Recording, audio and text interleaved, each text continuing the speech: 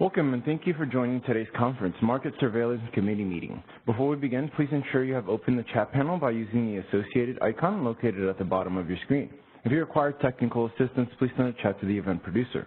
All audio lines have been muted for the duration of the call, and we will give you instructions on how to ask a question at the Q&A portion of the call.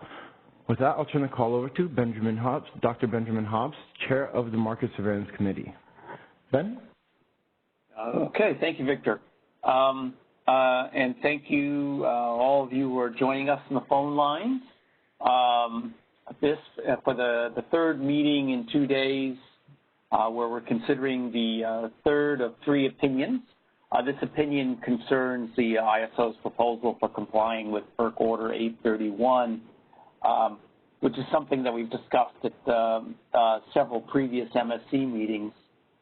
This proposal addresses 2 issues, determining allowable offer prices and the setting of penalty values and their implications for market prices in the market software.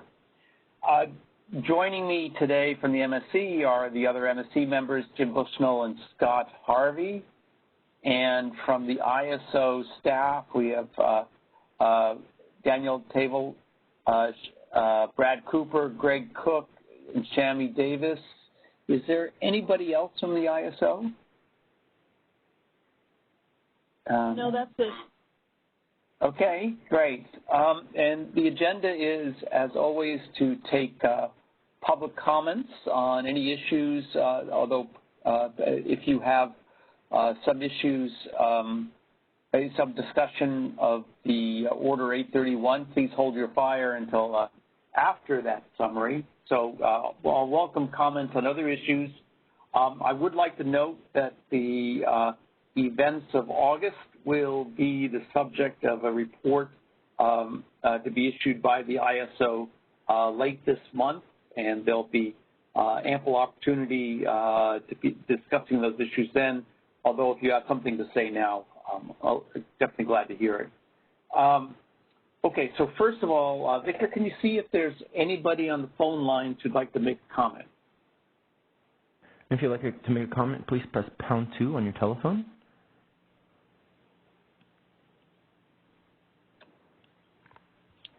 Just give them a moment. And once again, pressing #2 if you wish to ask a question or make a comment. I don't see any questions or comments coming in at this time. Okay, thank you. So Dr. Bushnell will first summarize the opinion, and then other members of the MSC may offer some comments. And finally, we'll open up the phones to take comments and questions from the public. That will then be followed by a motion and possible adoption of the opinion. So, Jim, I'll turn it over to you to start with a summary. All right. Thank you, Ben. So I'm going to start at a rather high level and then kind of progressively drill down into the details here. At the highest level, as Ben mentioned, this is a proposal that involves the implementation of FERC Order 831. This order, at least my understanding of it, was that it was motivated by experiences with the polar vortex and high natural gas prices. And the main intent or spirit of the order is to avoid situations where offer caps, limits on how high offers can go, would plausibly be below what an actual marginal cost of supply might be. And pretty much any economist and anybody involved in markets wants to avoid situations where the caps are below actual marginal costs. The order was not about scarcity pricing, but as we ended up talking about it quite a bit in the process of this stakeholder process, and there is an unavoidable need to do something about penalty values, the penalty values that determine scarcity prices, when you start changing maximum offer prices. So there's kind of no avoiding some changes to scarcity pricing policies, at least in the California design. And also, I think there is this element where scarcity or high opportunity costs is a form of high marginal cost. So within the spirit of the order of trying to prevent having offer caps limited below the cost of supply, when there is scarcity or super high opportunity cost, that could fit within the spirit of that as well. So this kind of got into scarcity pricing discussions, but as we'll discuss, many of those things are sort of may be deferred for another initiative. Just as a sort of observation, as I was thinking about this the last couple days, the sort of interplay of 831 and scarcity pricing issues, to my knowledge, didn't really come up in Eastern markets. And I think, although my colleagues probably have a better sense of this than I do, part of it is because those markets do scarcity pricing differently than California, in a lot of different ways, but in ways that made it less of a conflict to raise offer caps. And they also don't really interact with markets that have an informal and rather liquid and heavily utilized informal over-the-counter market. They do interact with these, but I think to a lesser extent than California does. So I think this experience kind of raised some interesting issues about having really overlapping markets where you have, particularly within the EIM footprint, both an EIM market and an over-the-counter market that effectively cover the same geography but have different sets of rules and particularly different sets of price limits. So that's the high level. As Ben mentioned, the proposal itself has two aspects to it. The first was when to allow offer prices to rise above the default cap of $1,000 per megawatt hour.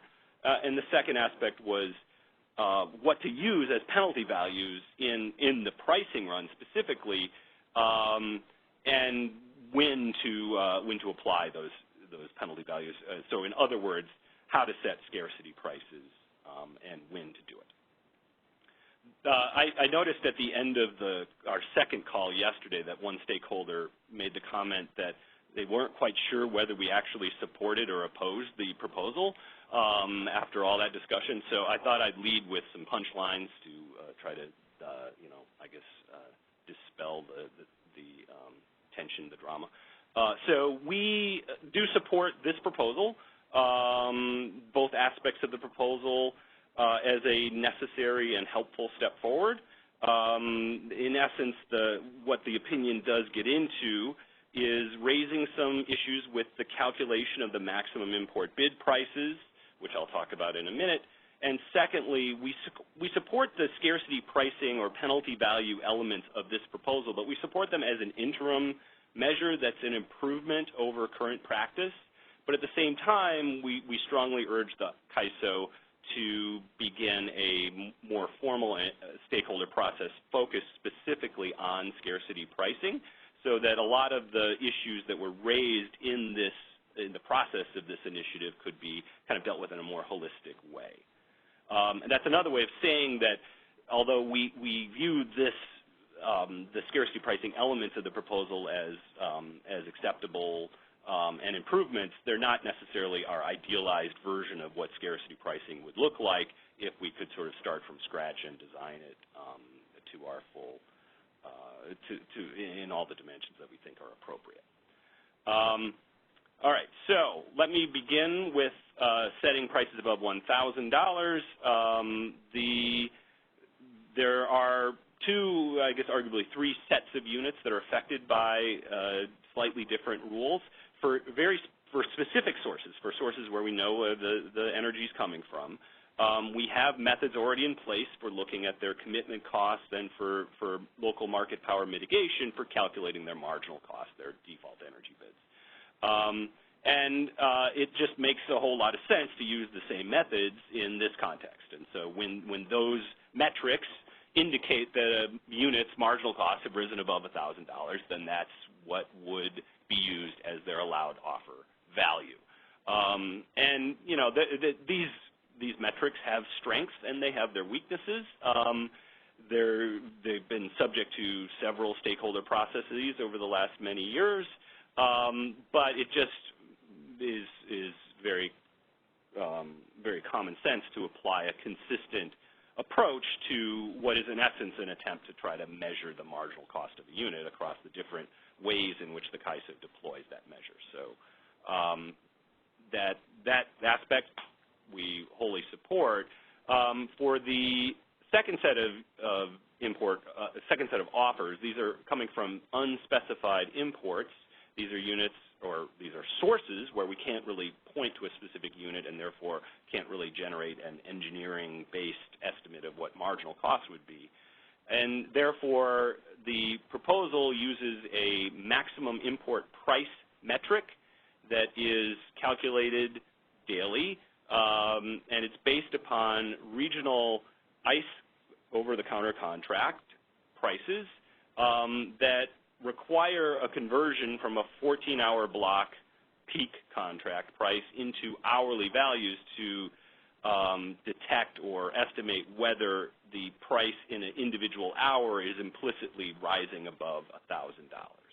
And if this metric does indicate that an hour does have a import sort of index price that's rising above 1,000, then the rule would allow higher offers above $1,000 for all hours of the day.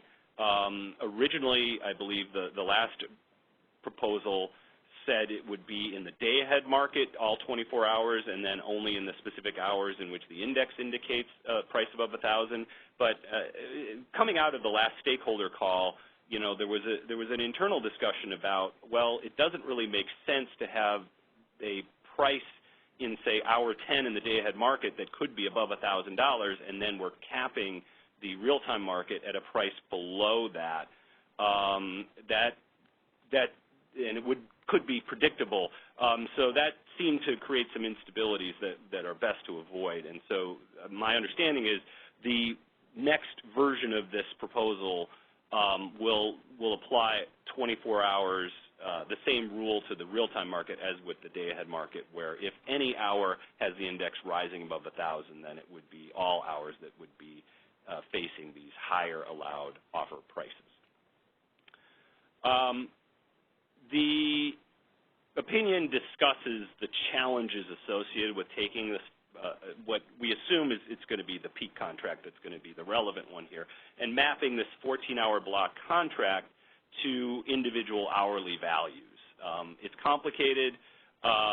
We illustrate in the opinion how high price days definitely feature a higher peak to average ratio. Essentially, as the higher the CAISO price gets, the more peaky the price pattern seems to get. And that means the shaping factors developed in the proposal that would map an individual hour's price to map the index OTC price to an individual hour. Those shaping factors under maybe normal conditions for hour 1920 might be around 2.5 to 3, while on like August 18th, that same factor in hour 19 or 20, I forget exactly which, was over 12 and I believe close to 13. And so there's a big range here. This is a very volatile number. The CAISO proposal will use the most recent high price day as the basis for that. Because it is a single day, it is an index number that could be very volatile. And my instinct is that on the first, if we go into, say, multi-period events of either high gas prices or high regional prices, or in both in this case, that we would have a understating of the peak at the beginning of this sequence of multi-day events and perhaps an overstating at the end, because we're using the most previous high price day. Using the most previous high price day as opposed to just the previous day could mitigate the first day problem, but I don't think it eliminates it. And this comes down to, again, sort of where one wants to proceed with caution versus allow for some wiggle room. And allowing higher offer prices during periods of scarcity is a case where allowing perhaps a little wiggle room makes sense. So the discussion, unfortunately, raises some issues. It doesn't propose an obvious better alternative index. Therefore, we don't oppose this index, but we do note that it's not necessarily perfect, and we think we should be prepared to modify it if problems are detected once it's in place. All right, so that's the import price section. I'm going to talk a little bit about penalty values and scarcity pricing. And I'm going to first start with a high-level observation just about scarcity pricing policy writ large that occurred to me while going through this proceeding and some of the stakeholder forums. Designing scarcity pricing policy has at least 3 dimensions. I'm sure it has more, but at least 3 that I think came up in the course of this initiative were, first, how to define scarcity. Under what conditions do we call scarcity? And it really is something that there is some differences of opinion, legitimate differences of opinion, about what the appropriate condition to call scarcity might be. In other words, sort of which constraint are we relaxing that would be called scarcity, when to trigger the scarcity prices. So that's issue number 1, how to define scarcity in the first place. Issue number 2 is when scarcity is in place, through whatever definition we adopt, what is the appropriate penalty value to apply as our scarcity price. And then the third issue is sort of a hybrid of these, which is if and how to gradually ramp up those penalty prices as scarcity conditions grow more severe. Right now, and under the proposal, still we have this kind of all-or-nothing scarcity approach in the CAISO and EIM, where once we cross a threshold, we go from either highest offer bid or the equivalent to some scarcity threshold. And I think a lot of folks have brought up, and I'm very sympathetic to this idea of having a more gradual increase in penalty values. Now, all these things, I think part of the difficulty with this proceeding was some people were focused on different elements of that list of 3 I just brought up, and I think there was a little bit of talking past each other because different people were focused on different elements of that list. And these are things that I think are hopefully best tackled or will be better fleshed out in a scarcity pricing focused initiative. So with that as background, in this specific proposal, where things ended up after several iterations was, the fundamental question was whether to raise the offer price to $2,000, which was the original proposal, or raise it only to the higher offer price. There's no question that we have to raise the penalty value because it makes little sense to have a penalty value that's below the highest offer price, or else you wouldn't even take that high offer, you'd be relaxing the PBC. So everybody, I believe, recognized we have to raise it. There was, there was debate over whether it should be to the highest offer price or to a penalty value. And then a subset of that question, of course, was when we would raise that penalty value. In the end, the CAISO adopted a sort of band over which large and small deviations would be treated differently. One aside I'll bring up now is that within the CAISO, at least, I think this question of whether the penalty price is set to $2,000 or the highest offer price may not be that important because under the proposal, virtual bids and non-RA import bids up to $2,000 would be allowed under these high offer price conditions, and we would be taking those high-priced bids before relaxing the power balance constraint anyways, in which case if the highest offer price is close to the penalty value, then there isn't much difference between setting it at one or the other, and I suspect that could very well be the case, at least within California. Within the general sort of framework, though, where CAISO ended up with this proposal, which seems electrically reasonable, I'm not an electrical engineer, was to raise prices to scarcity values for a large, I'm using air quotes, you can't see me, large shortfall. And that's based upon NERC regulations, and I'm going to sort of translate this in my economist doing engineering way as sort of loosely interpreting it as how short you'd be before running out of some kind of important reserves. And so not the first megawatt of reserves, but a set of reserves in which you are starting to worry about your ACE and other aspects of reserves. That's where we will call scarcity under this proposal. And that bandwidth has a different megawatt value for each balancing area. I am not in a position to, comment on the electrical engineering formula for this.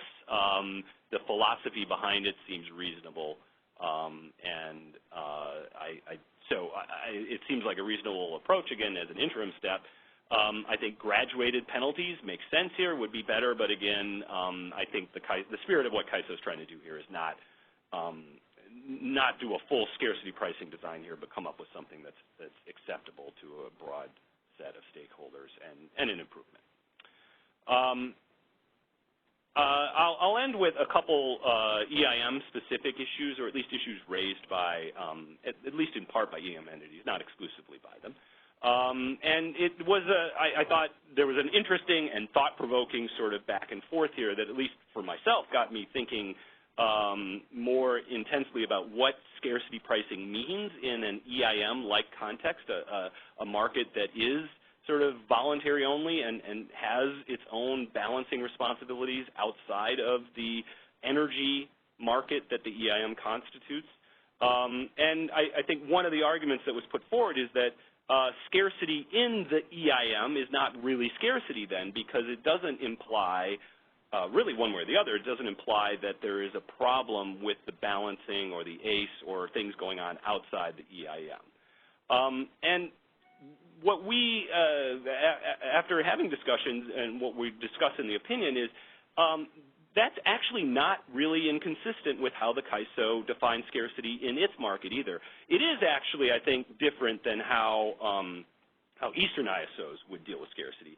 But the way the CAISO, especially in the day-ahead market, and will continue into the day-ahead market under this proposal, calculates or defines scarcity is if in the energy supply they run out of energy supply offers that are insufficient to meet energy demand, then that is a definition of scarcity. They're not allowed to sort of draw upon ancillary service needs to reduce the scarcity in the energy side. And therefore, it seems consistent actually with, maybe not in the exact method, but at least at a high design level, it seems consistent with this idea that exists in the EIM of having an energy market that's somewhat separated out from the reserve operations. Now, in the end, the CAISO sort of moved a little bit towards this direction of trying to come up with a metric where a small deviation was involving kind of a rough estimate of drawing upon reserves. So there was some movement in that direction, but it doesn't involve formally kind of having a cascade of reserves meeting energy needs in any way. So I don't think that was necessarily, that the EIM is necessarily inconsistent with the CAISO in its scarcity pricing approaches. Both may be, we may end up wanting to modify in a scarcity pricing initiative. Another sort of interesting element that I think the August 18th day really sort of brought home to me was the fact that within the EIM we have this voluntary market. Voluntary is a strange term, but I guess it's the one we use. But voluntary in some aspects market that overlaps geographically with an informal market or an over-the-counter market. And in a sense, you have these two markets coexisting where one market has offer caps and price caps and things, and the other market doesn't. And where the August 18th experience revealed, where the, at least at Palo Verde, the OTC price rose to $1,400 or so, is some interesting or worrisome incentive kind of issues that arise when you have these two markets existing in the same footprint and having different sort of rules with how pricing limits are applied. And I think those are things that we'll have to try to work through. Hopefully with this proposal now, when these types of indices rise to that level, we will have higher scarcity prices, at least for large deviations, and that will mitigate some of those incentive issues. But I do think these are issues that are not going to be resolved by this opinion or by this initiative, but we bring them up in discussion because I think they are important kind of issues around the philosophy of scarcity pricing that will need to be worked through in a more focused scarcity pricing initiative. Okay, so to wrap all that up, just to summarize again, we do support this proposal.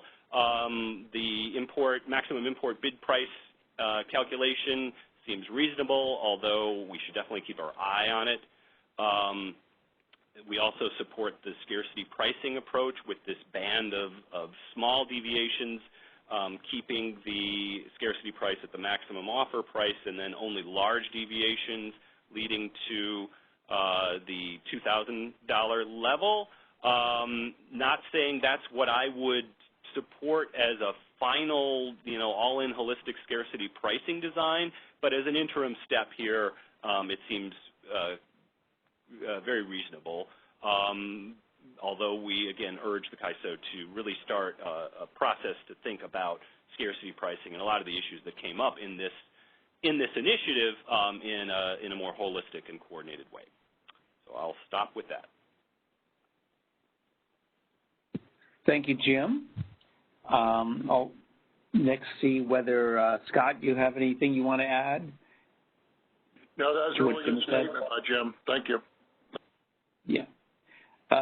Yeah, Jim, I'm good too. I'd like to hear what the stakeholders have to say. So at this point, Victor, I'd like you to open up the phone lines and see if we have anybody who'd like to make a statement or ask a question. Absolutely. Once again, pressing #2 will indicate that you wish to ask a question or a comment. I do see we have one here. Please Can go you ahead. Say your name, question, or comment? Sure. This is Michelle Keto from the CPUC. I have a few questions. So, with regard to the internal resources, you say that you're going to the CAISO is using the devs. Can you tell me how that would work with DR resources? So let's just say they bid at $2,000. How would you cost justify the DR bid? How is CAISO proposing to cost justify the DR bids? Danielle, can you? Sorry, I was on mute. Yeah, this is. Go ahead, Brad. Yeah, hey Danielle, I'll jump in here because this is really more probably the CC-DEVI related policy that you weren't real intimately involved in. DR bids, until we have a cost basis for DR bids, we're not allowing DR bids above $1,000. That was in our. Well, I guess that is in our 831 filing. We don't have a DEB form, so we don't have a mechanism to cost justify them. Okay. So just to clarify, you will not be allowing any DR to bid above $1,000? Okay. I'll just take that. Right. So then my second question is, what if the hubs are very thinly traded? So let's say it's only trading 250 megawatts or 400 megawatts, and then that's really setting the price for, 5,400 megawatts of imports coming in, or maybe 10,000 megawatts of imports. Does that seem okay, or does that seem concerning to you? Well, it's not necessarily setting the price. It is allowing higher offers if people want to submit them. But if it is really a spuriously high price as a result of like a thinly traded market and there isn't really a lot of scarcity out there, then it seems unlikely that it would set the price. So DMM filed some comments. Yeah, so DMM filed some comments in, there's a bid cap outside of CAISO, and it's docket EL 1056. And DMM looked at the hubs on August 17th and 18th, and the magnitude of the resources that were setting the trade volume on those hubs was really 400 megawatts on the 18th and 200 megawatts. I'm looking at it, maybe 100 megawatts at Palo Verde on the 19th. And then the two different measures, there's like an ICE and then there's an SNL. They came up with very different prices. So does it seem concerning to you that you might be setting or allowing bid caps based on, what is arguably a very, very thinly traded market? I mean, 250 or 100 megawatts. If there's a more liquid index out there, that would be more appealing, but there's going to have to be some way of trying to indicate whether there is a sort of very high tradable price going on outside of the CAISO. But doesn't it leave it open to market manipulation if you could just be trading at the hub? This is a allowable maximum price, not one that needs to be accepted. So this is a way of opening up. But it blesses it, right? Sorry? But it blesses it, right? It says this is okay, go ahead. This price is okay. If some buyer wants to pay it, yes. Okay, so what I'm hearing is you're saying that the fact that it's thinly traded is not a problem from your perspective. Well, this is Scott. I mean, it is a problem, but it's a problem the other way too. That the price actually that we can buy power might be much higher when it's thinly traded. That those are the people that close the deals in a timely manner. It might be much thinner than that the next day. So you have to recognize the possibility that this also could be much too conservative, and it means we'll, be shedding load when we didn't really need to. Okay.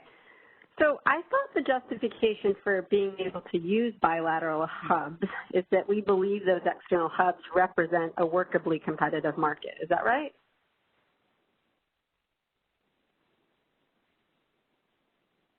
It's the WEC that's workably competitive. The hubs are just a index of the transaction prices, and they're an imperfect reflection of the transaction prices because they're trades for a standardized product. There may be lots of other deals that are going on that we don't see in those indexes, but as Jim said, it's what we can see and use as a measure.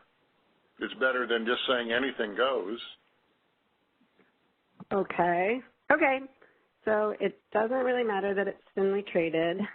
But no, I mean, again, it would be great if there was a very liquid index.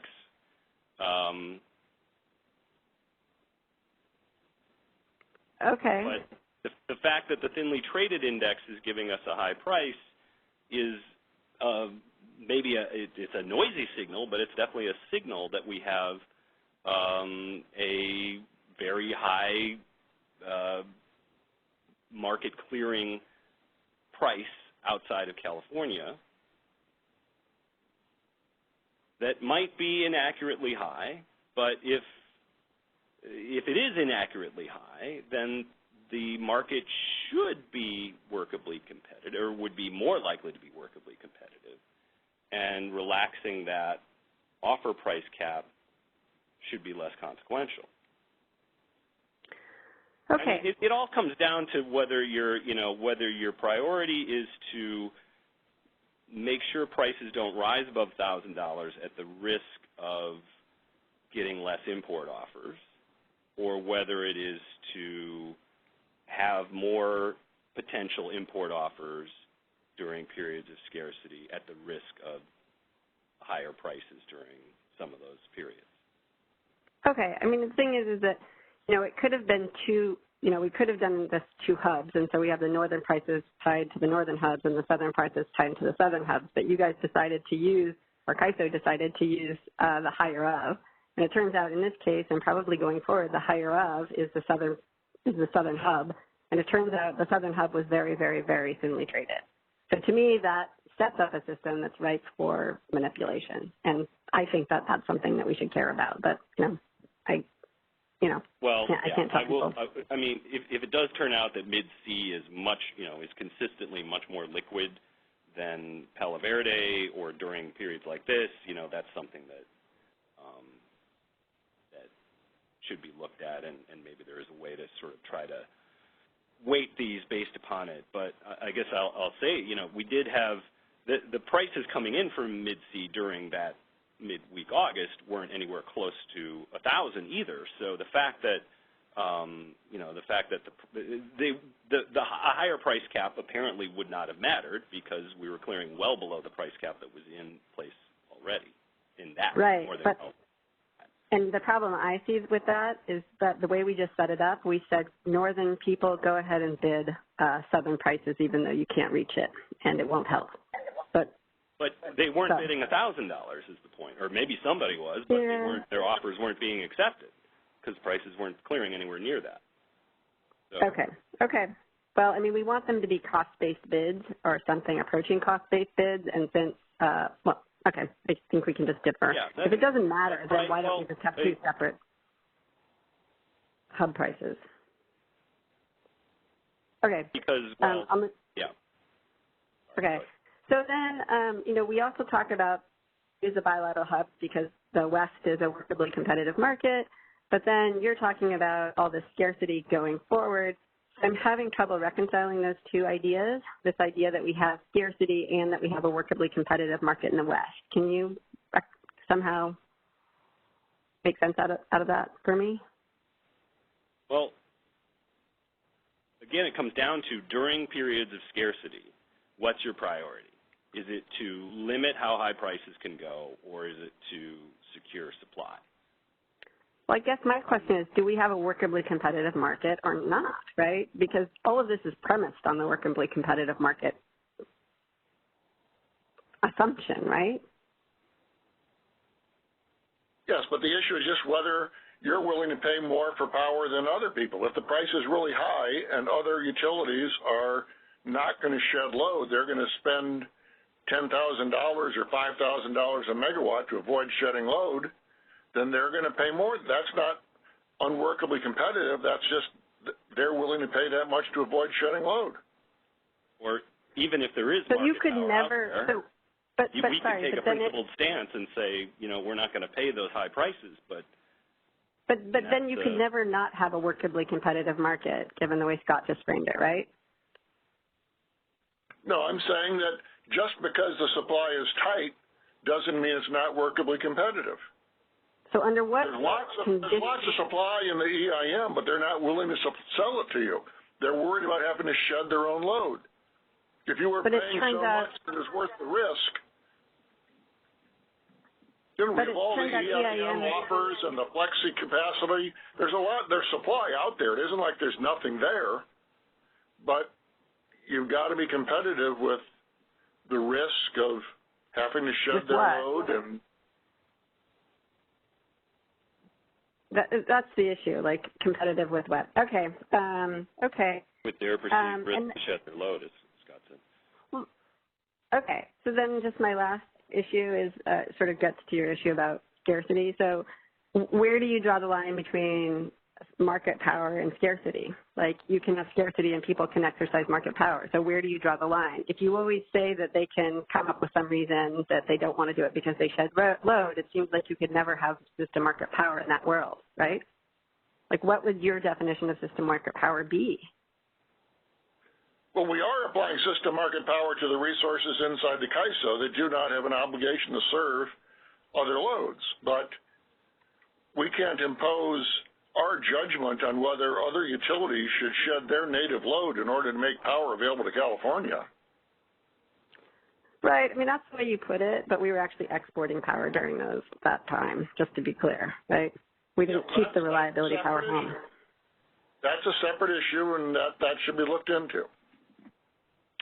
Okay. And then it turns out we were actually getting EIM imports, so there were resources to be found, right? It wasn't right. Like so they came in. Yep. So then we didn't really have scarcity, right? If we had the resource. Well, okay. Well. Okay. Okay. I think I've made my points. Thanks a lot. Appreciate it. Thanks, Michelle. And there are different ways to define scarcity. And at least I view that as kind of how close to a real reliability event, a sort of load shedding you want to get before you allow these prices to rise. But if we let them rise, what do we think we're going to get? Like, you know, like, is there not a limit?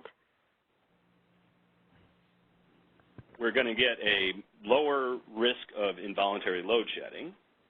And yeah, there is some level that we are more willing to shed load, and other utilities are more willing to shed load than to pay that price. I tend to believe that is above $1,000 a megawatt hour. Okay. Well, I mean, I guess I feel like if we dealt with all the export issues, because from my perspective, most resources were RA resources. So why we were exporting was beyond my understanding, right? So we should have kept those resources home. So I sort of feel that we were importing the RA resources, we were exporting in the day-ahead market, only to be importing in the EIM and paying, out of market prices. So it does seem a little wacky to me, but, I'm not. And the fact that the price is higher outside of California than in the day-ahead market, that seems to be a factor to export. Yeah, but then let me tell you what concerns me. It turns out that some of the people that were selling at the Palo Verde were actually selling resources internal from CAISO. Doesn't that concern you? Yeah, it sounds like there was underbidding in the day-ahead market, and then we ended up buying it back, and that's not good. Yeah, that doesn't seem good to me. So it doesn't seem very good for California. So, okay, thanks a lot. No, Because we're doing that, and why? Right. Why were they not bidding in the day-ahead market? Why didn't we clear it? And maybe we needed higher prices. That's what Jim said. It started out with shortage pricing, and there's bad incentives set up when it can't go higher than 1,000, and the price is near 1,000. Well, what if virtual supply shows up? So it looks like you can export. That's the point, that when we want to burn that virtual supply the next day when the price goes to 5,000 and they sold it 1,000, and you got to recognize that Order 831 works differently in California because we don't let what happens in every other ISO. We don't let it go high in real time when we're really short. We don't burn the people. This is what I'm struggling with. Like, if California has paid for the capacity, right? They paid for every, megawatt in California. Let's just assume that that's where we start. We paid for every megawatt. We think it should stay home rather than cutting load. But it's actually going out of California. I agree with that, but that comes back to sort of when one pays for capacity, and now we're getting into RA, but when one pays for capacity, what exactly is one paying for? You're paying for... I thought reliability. Well, not technically. I mean, you're paying for a must-offer into the CAISO market. Now, you're also paying for a right of recall, Jim. I mean, in Eastern ISOs, there is a right of recall. Yeah. And if they're short, and they're going to recall their RA capacity before they shed load. So yeah, and I think we should do so too. Something you can insist on, and I don't know what happened, but that's a reasonable position that we recall exports before we shed native load if it's supported by our RA capacity, but not if it's supported by something else. Right. I agree. Okay. Thanks. Okay. Thank you, Michelle. Appreciate it. Bye. I believe we have another hand. I believe we have somebody else waiting. Absolutely. 1 second. Hi, caller. Please state your name, question, or comment. Professor, Dr. Jeff Nelson here from SCE. Good afternoon. Quick question, and I'm sorry if this was addressed and I just didn't pick up on it. FERC currently has a $1,000 offer cap in the entire WEC. And I'm wondering how your proposal addressed or did not address the fact that we have a $1,000 soft bid cap, I should say, in the WEC.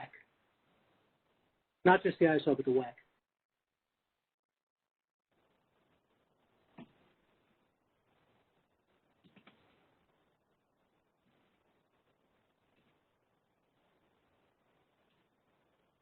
I mean, it sounds like there's some legal issues here because Pell have already cleared over 1,000. So I don't know what what the applicability of that FERC cap is. So let's just put that aside. Well, I think it's pretty important. The people that actually sold that have actually asked for some flavor of extension of time to sort of cost justify what they did.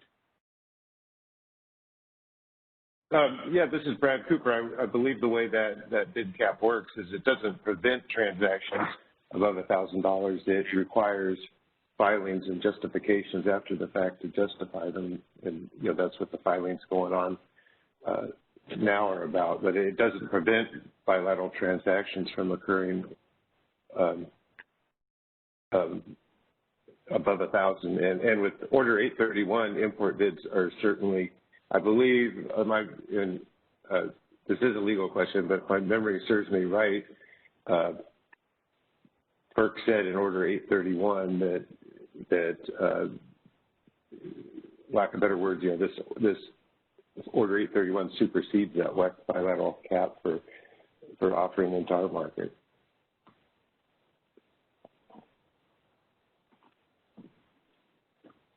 Okay, well, it's still in place. I guess you're saying the implementation of 831 supersedes it. So I don't know the answer to the legal question. Yeah, that's what I meant. FERC addressed, I forget their exact wording, but FERC addressed that existing $1,000 cap in Order 831. And my understanding is once 831's implemented, it supersedes it. But and I don't want to. I don't want to answer about the current conditions definitively, but I do know, like Scott said, that the transactions did occur above $1,000. Okay, well, if it supersedes, that addresses my issue.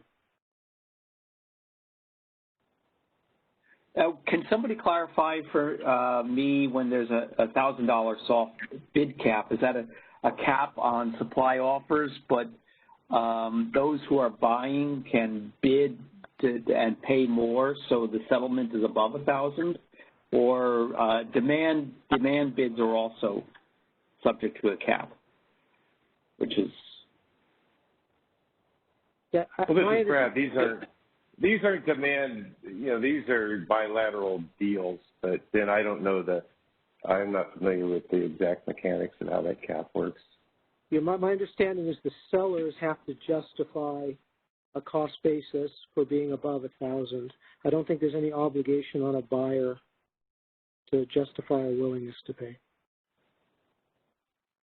So if they settle it, split the difference, the price could go. And the buyer bids wants to pay $2,000. The seller wants to sell it at $1,000. They could split the difference, and the deal could be at $1,500, right? Yeah, it depends on your clearing algorithm. Right. I don't know the answer, but my impression is that if you're receiving a payment of more than $1,000, you have to cost basis justify that transaction before FERC. Okay. And somebody was willing to pay me that is not cost justifying. And I don't know what. That might be why the market was thin. I don't know what FERC will accept as a cost basis justification. That'll be up to the commission. Okay, well, if 831 supersedes, that really addresses my issue. So I'll work with that as the hypothesis. Okay, thank you. Okay. Thanks, Jeff. Victor, do we have anybody else? Do you have one more? Caller, please state your name, question, or comment. Hi, good afternoon. It's Mark Holman with PowerX. Wanted to just bring the discussion back to Order 831.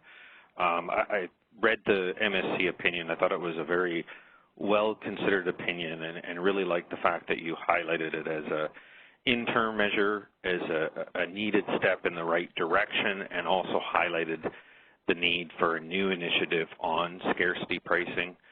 I think a lot of the conversation so far today has gone well beyond Order 831, so wanted to highlight our support for the work that CAISO's done in this stakeholder process, because I know it's taken numerous iterations to work through a difficult and complex topic, especially in the West where we have multiple markets. We have the CAISO real-time and day-ahead market, the energy imbalance market, the bilateral markets, which includes energy trading in 16-hour, 8-hour blocks, and it was a really comprehensive stakeholder process, and I thought the opinion was very well considered and within the scope of the initiative. The second comment I wanted to make is there was a lot of dialogue from Michelle and the previous caller that are obviously beyond Order 831.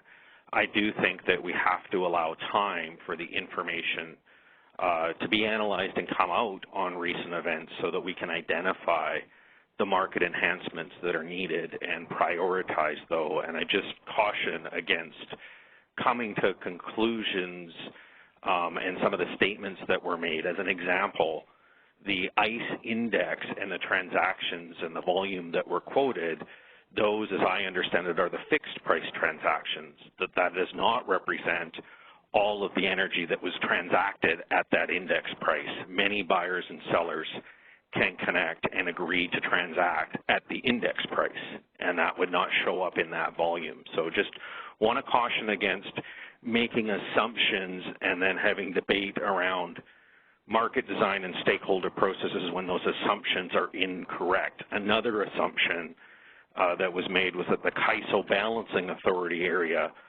all of its supply was under resource adequacy contracts. I think it's now well documented that the RA program has a very large gap in it. The CAISO BA was not resource adequate, and a significant quantity of the imports coming in, particularly from the Northwest, were non-RA imports. So I don't think it's correct to characterize it that California had contracted the CAISO BA, the loads in the CAISO BA had contracted for sufficient supply under resource adequacy contracts, and then that supply was being exported. Again, I think that's an incorrect characterization. The CAISO BAA has a resource adequacy problem and challenge and was importing non-RA supply as well as RA supply. So, I'll leave my comments at that. I just think we want to be careful about coming to conclusions around erroneous assumptions, really let these events be analyzed, understand what happened, work in stakeholder processes to identify necessary market enhancements, prioritize those, and move forward. Thanks. Thank you, Mark. Victor, do we have others in queue? At this time, I don't see any other questions. Okay. Jim and Scott, you want to make any more remarks before I entertain a motion? Nope, Scott. Not for me. Okay. I would like to hear a motion then to adopt the opinion. Scott moves to adopt the opinion. And I'll second the motion. Okay. Dr. Harvey moves to adopt the opinion, and Dr. Bushnell seconded. Any discussion, modifications, anything else that any of you would like to see? No. Surely there's a misplaced comma. Well, you would be the one to find it, Ben. Okay. I do not hear any motions for amendments, so call a question, and I'll ask for a vote at this time. If there's no objection, let's see, Scott? Yes. Jim? Yes. And I also vote yes, so the opinion on revisions to import bidding and market parameters for compliance with FERC Order 831 is unanimously adopted by the MSC. And that concludes that portion of the agenda for today. Thanks to Danielle and all the ISO staff for their hard work on developing the proposal and for their interactions with us. And thanks to the stakeholders for the many discussions today as well as in our previous meetings. Okay. So the last item is see if there's any future business. I have one such item, which is the note that tentatively on October 9th, we're scheduled to have the next MSC meeting. This is always subject to change, and the agenda is likely to be a very full one, what with RA and storage day-ahead devs on the table, and of course the events of last month.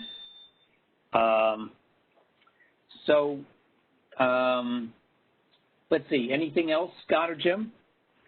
And Ben, we did have another question come in. Would you like to take that? Okay, it is, all right. It's technically not yet 4 o'clock, so if it's a brief question, so to keep us within time, I'd appreciate it. Go ahead, operator. All right. Nicole, please state your name, company, question, or comment. Hi, this is Bonnie Blair. I represent the Six Cities group. Maybe it's the copy I'm looking at, but the version that I printed did not have a footnote 12. It's on page 5 of my printout. Maybe it got fixed in a subsequent version. Page 5, you say? Correct. I don't see a footnote 12. I see it in the... Oh, it skips right to 13.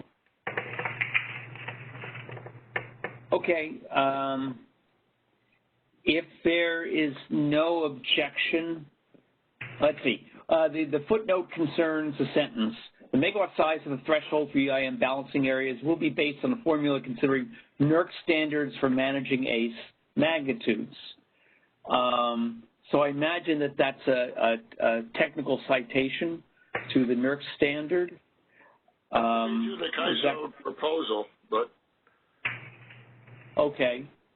Good catch, Bonnie. All right. I would have done it before you voted. They're just the opening didn't happen. We'll let Bill Gates and Microsoft know about this glitch, and if it's just a reference to a page in the proposal or something else, if there isn't any objection, we'll go ahead and add that. Thank you, Bonnie. From me. Welcome. And Jim? Is that okay? Yep. All right. Surely this is out of order, Robert Rules of Orders wise, but I'm glad we caught that. Okay. I don't think we have anybody else in the lines. Is that right, Victor? At this moment, no one else. Okay. Any other business from the members of the MSC or from ISO staff? Not from Scott. Not from Jim. Okay. That's terrific, and thank you again, Jim, for leading this, and Scott for everything you contributed as well, and the staff and the stakeholders. And we're likely to we'll see you obviously at the IM and governing board meetings, and then at our meeting on Friday, October 9th. So, operator, at this point, we can conclude the public portion of this call. All right, that concludes our meeting. Thank you for using AT&T Event Conferencing Enhanced. You may now disconnect.